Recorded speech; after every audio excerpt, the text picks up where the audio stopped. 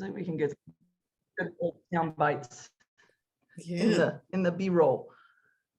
for sure. Yeah. So thanks for having me today, Brandi. Absolutely. So we met at TFRW board meeting last Saturday, a week ago Saturday.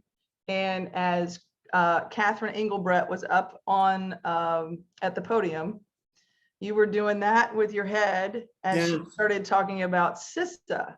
And of course, I grabbed my phone and I'm like, what the hell is CISA? Yeah. So, my big thing, and I try to learn as much as I can so I can be educated. And so I don't get into these, horrible knockdown, drag out arguments with people that think they know. I really want to know. Yes. So when you started nodding your head, I started asking you questions. And in our election integrity group that we actually have several groups, but one that is actually attached to the Republican Party of Bexar County is Bexar County Election Integrity. And I mentioned CISA to them and they're great. I don't want to downplay them, but they're like, oh yeah, I mean, it's just all screwed up. And they started talking about Eric, and then I tried to get them back to CISA, and I'm like, okay, well, here's the question. And this is my question to you. Why do we need CISA if no voting machine is connected to the internet? Well, I think you have to take a step back and remember that anything that's automated, anything that's developed, software developed, anything that's built on code now, because of where we are from just a threat landscape on digital assets, we have to be a little bit more eyes wide open, if you will, on where attacks can occur and how they can occur, right? And so let's first unpack this a little bit so that we can understand who the key players are. So when you look at cybersecurity and security requirements, there are key government agencies that are helping define standards, guidelines, and requirements. CISA is one of those organizations that helps design the standards, requirements, and they also provide threat intelligence as they're seeing different themes or activities across nation state activities. So they do provide an important and essential part of intelligence for any kind of security program or security team, right? It takes a village. And with where we are from an attack perspective and a potential compromise perspective on any system, you need some of those players that have deeper pockets and broader understanding of what's happening to give you that intelligence. Now, once you understand that particular role, the next question is, well, what systems are we using? To your point, are they connected, what we call externally facing or connected to the internet or not? Now, if they're not, externally facing, the next question is, well, how well provided is our physical security around these assets, right? So are they air gapped? Do we have cameras watching who's coming and going from that? Have we restricted the ability to use a USB stick, right? Some of these systems, even though they're not facing the internet, the data is downloaded and then it's passed to other systems for processing, right? So the chain of custody between these systems, right, as we're moving data is really the conversation that we need to have, is who's responsible for that chain of custody and how are we ensuring the integrity of that data as it's moving from one environment to another? And that's really the heart of this conversation. And I love that you brought up chain of custody. Yes, I have been in Central Count, tabulating mail-in ballots, having them be spit out of the machine, interpreting another Republican's vote, and then the election judge asked for a chain of custody so we can see where this material has been. The election administrator goes to her office and she does a screenshot of whatever has been delivered. And I'm like, that's not an official chain of custody. That is not anything that has any evidence of where this has been and where it's actually has been picked up and how it got to us. Now, I want to take just a moment. Can we mention who your employer is? Probably not. Okay. Okay. So But this, I can share with your audience that I've been in IT for 26 years. I've been in security for 13 of those 16 years, 13 of those 26 years. And my current role as a security officer, these are the conversations we have every day about ensuring the integrity of data. And I would have to argue that if, in order for us to evolve and have this conversation, you want an integrity, someone who's monitoring integrity on the business process, right? So the person you just talked about, that person is watching the business process. We need to have people that can demonstrate the integrity at the system level, right? So for me to take a screenshot, that's not where it is. I need to look at the logs, see if someone altered the logs and how the system is computing the data. So I would beg to differ that we actually now need to introduce a new role. And the new role is someone who is system qualified from an IT and cybersecurity perspective. And it's an independent, neutral person who can attest to the integrity of the data at the system level, not the business process level, right? Because that's not where the war is. The war is not at the business process. Totally agree. Totally agree. Yeah. Can you share, you're a TFRW member, you're a member of Austin Republican Women? Georgetown. Georgetown, okay. Yes. Are you on the board or? I am. Good, good. I'm the secretary. Excellent. I'm campaign activities coordinator for Alamo Heights. Excellent. Yeah.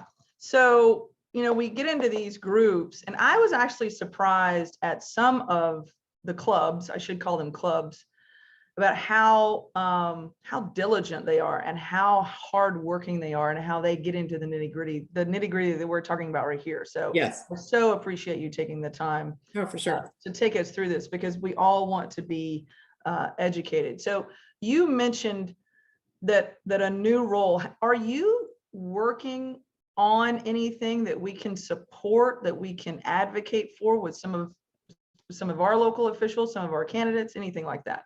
Just to make it real. I think we have an opportunity here. I think we have an opportunity to position to our leaders what an updated structure for voter integrity sort of operating model, right? I think you have a really well-structured training and processes around the voter registration process. Once you're in the room, poll watcher process. Like I said, I just think there's this additional component around data integrity because we are processing data at the system level where we need that additional role. So have I started this? I've had a couple conversations, but nothing official. I think this is the prime time this year to introduce it. And I think Texas is the right state to introduce, processes that will help the rest of the nation. Good, good. We're, we're always the first and the best. Exactly. We are. There you go. That's why we're the best. So do you have any examples of anything that you can share that we can look for? I mean, I'm a poll watcher. I hang out with poll watchers. I hang out with election judges. Is there anything that we need to be looking for? Or is there anything that as an election integrity committee that we can add and go talk to, anybody to advocate for this? Well, as far as who to talk to, that I think we could probably approach. Legislators? Or the appropriation committees that are designed to help advance some of these practices. But here's the thing that I think we could do, like boots on the ground ready, right? First of all, any systems that are processing our data, we've got to keep our eyes on that. Someone should be watching that system at all times. No one should be allowed to walk up to that system with a USB stick that hasn't been checked first, right? The USB stick, that's notorious in the security industry for containing, backdoor malware or compromise or copy, pasting, any kind of script, right? So that if we're going to use a USB stick to transfer data, let's check it, make sure it's clean, it's authorized. Second is, I think within the polling campaign, you're not supposed to have a cell phone. Well, that's where our physical security requirements are just as important. I've heard of some cases where, someone was in a room and they had their cell phone with them and they were next to a device that was tabulating votes. That should not be, right? That should not be permitted. And if it is seen, that should be, escalated to leadership right away. So I think there's some basic security, physical and IT security training that we can enable our poll watchers with, so that they know what to look for and how to escalate it. And then to my earlier point around once the counts are in, there's a number of ways using automated or system level capability where I'm checking the logs of a system to make sure that the data wasn't compromised or interrupted. Now, mind you, with some of the discussions that we've had around larger campaigns to interrupt a political activity, more well-funded nation state kind of, that would take advanced kind of intelligence and detection and forensics. But I think there's some things that we can do boots on the ground just as, active participants in the process. When Catherine Engelbrecht said that she is one day security something or other paper, how do we do that? If you want to be super secure, keep it on paper. Yeah. Don't put it online.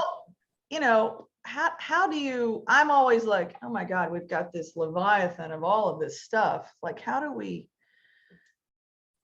just cut the cord and say, okay, we're just going to go to this? You mean as far as a voting practice? Yeah.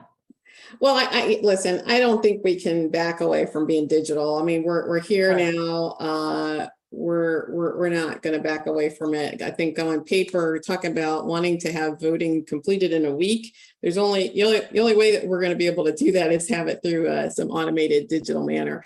Right. But what we can do is we can build security in by design, right? We know what to look for. We know how to evaluate systems at all different levels: process, business process, human process, and then code and technical process, right? Sometimes I wonder why why we're surprised when certain things happen. If you focus on hygiene, practice the hygiene, and be consistent on it, that's what we have to do. If the cameras are supposed to be up and running and monitoring a location, make sure they're tested beforehand. We shouldn't find out after the fact that the cameras weren't working, or potentially they were working and somehow they were taken offline for some reason or another, right? So I think we have to be intentional, and both sides, it doesn't matter what side you're on, we should want to be intentional, because we are talking about ensuring the integrity of our constitutional rights, right? And everybody wants to have the benefit of those constitutional rights. So I would hope so. I think it's a rally cry for us. And I think we can keep it simple. We don't need to make it complex, but let's be consistent. So you sent me this great little cheat sheet. You mentioned use cases and concerns. Or is that what we're talking about now? Or yeah. So an example of a use case is like we're in a voting in an environment, it's a voting location, and you see someone with a device walk up to a machine. That's a scenario where we should ask, like, I think sometimes out of being, I don't know, politically correct, or I don't want to offend anybody, but it's okay to walk up. It's like, I see you approaching this machine, help me understand. Like we have to be more vocal about that. And what I witnessed, so I got a call from who's now Jeff McManus. He's now the Bexar County chairman.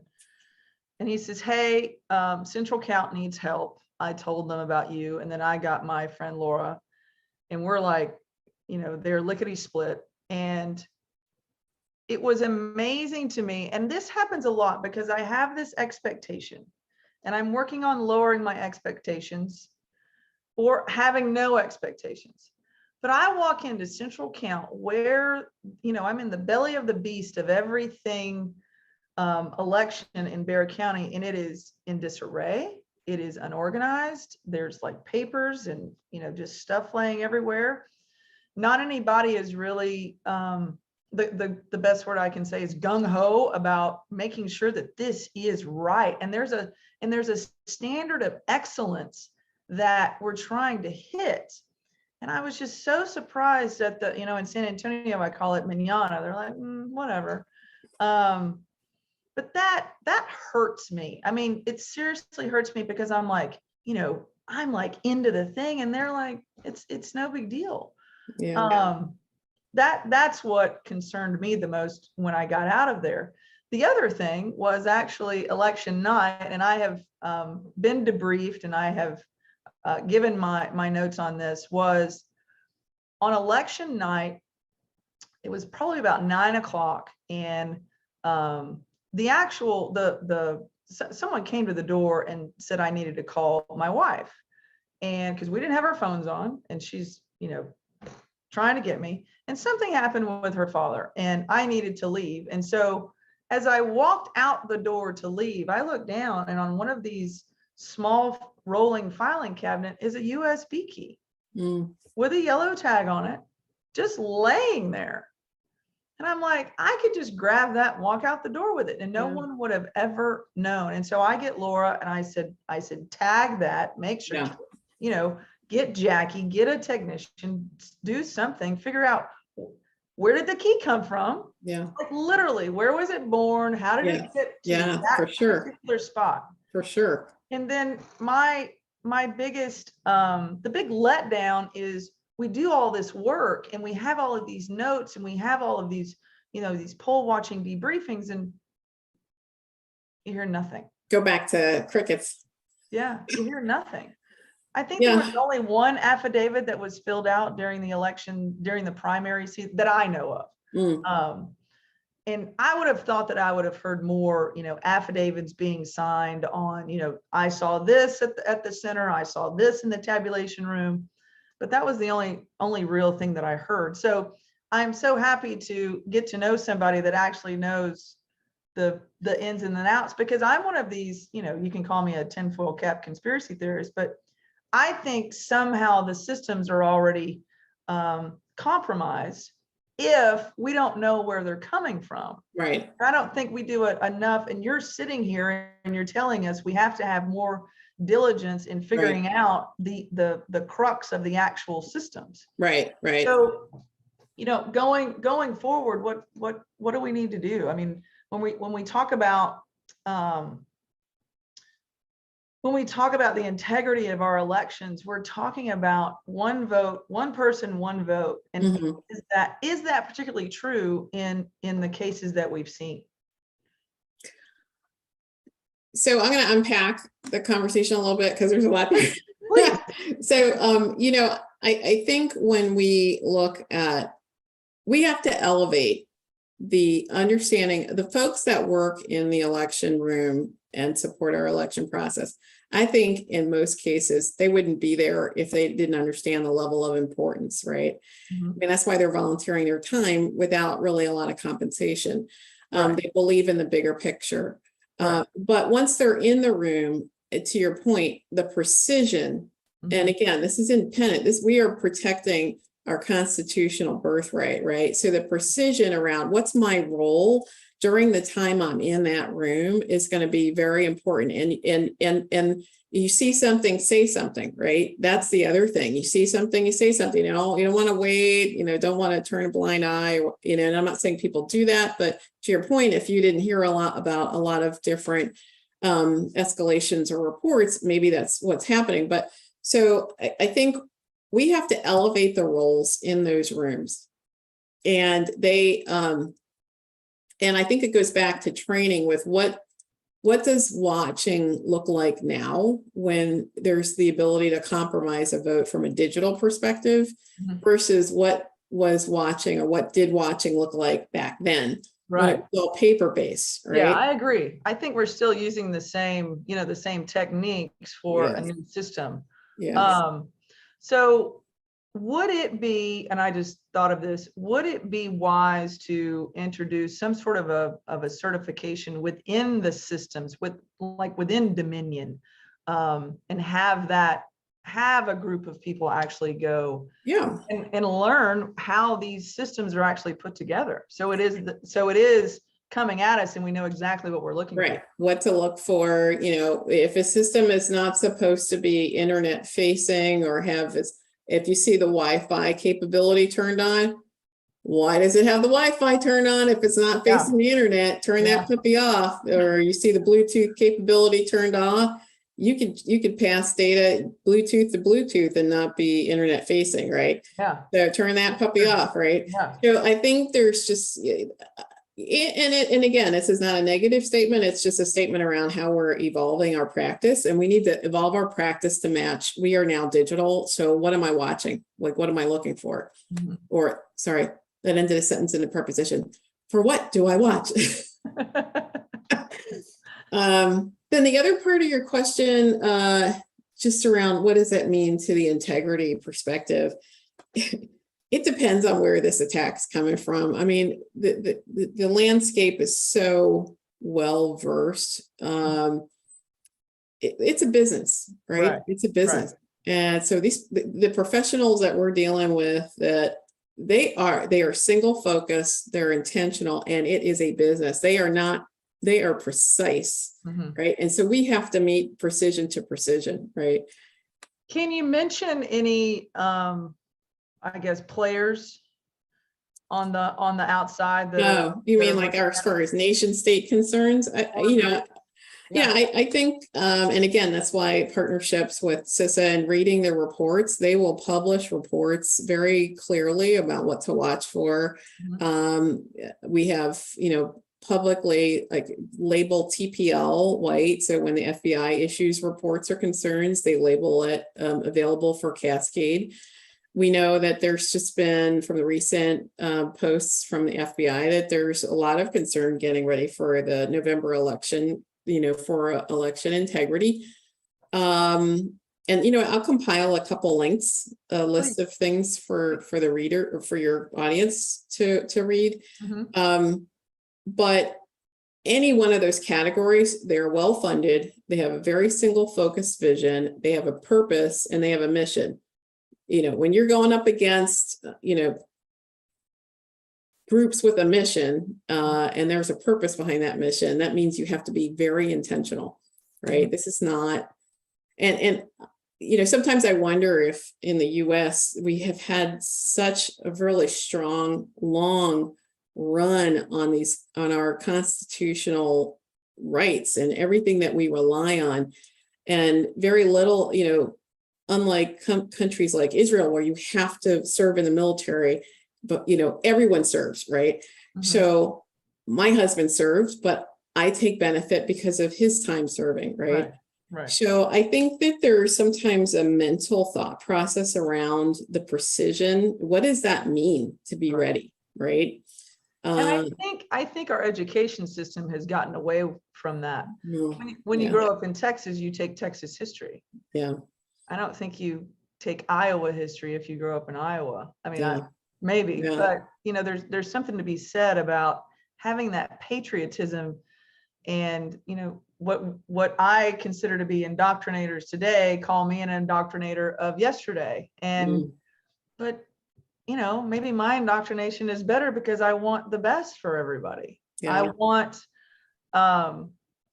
everybody to know that when they're not working, somebody else is working for them. And then those roles need to, we need to roll into each other and help each other out, especially with these threats that we have. And these are not threats. These are battles that were being waged against us on a daily basis. Yes, the playing field, the warfare playing field has changed. And, hence why we responded with a Space Force. It's because we will battle in the digital, space here. I mean, we're there now, but it's going to be even more. But, I think you're right. I think as I remember growing up with my mother telling me the stories, like she would read to me about how this nation was formed and how you are born with these rights, and how as a conservative minority, here's how you exercise these rights. This is your right. You should never shy away from it. And we would have these conversations around, what does that mean to you and why should you care, right? And how do you make sure that it's something that the next generation has access to? Right. And so it's really important. And so anything I can do to help and share and train and Absolutely. teach, yeah, I think that's important. Absolutely. I love your story. I love your patriotism. I love that we sat next to each other at the table. Yes. There were several times during Catherine's speech that you were nodding your head, and I was like, okay, should I be nodding my head? Because I'm just fired up about everything, and I love this call to action that we all have. Yes. And I've been focused on the border issue for the last couple of months. Kelly Perry wasn't there on Saturday.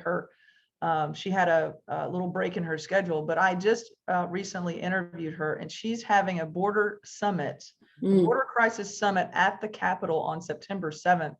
Okay. Hopefully, it's not open to the general public though, but this morning she sent out to all the TFRW clubs that the clubs adopt a legislature to make sure that they go. It's only for 350 people. But she wants all the state legislators there so they can really understand what is going on. With my friends in election integrity, there's all these little pockets because you don't, you want to vet everybody and you don't want to let too many people in. But I do think there needs to be kind of a junior slate of, for the young people to understand why we need to fight for our vote. Yeah. And to understand the threats that are coming at us every day. For our, like your mother says, our birthright. Right. Tell me going forward, like specifically what you would like to see us do, because I try to give everybody some sort of actionable task that they, if this interview resonates with them, some sort of actionable task that they can do to help you or to help the cause or whatever.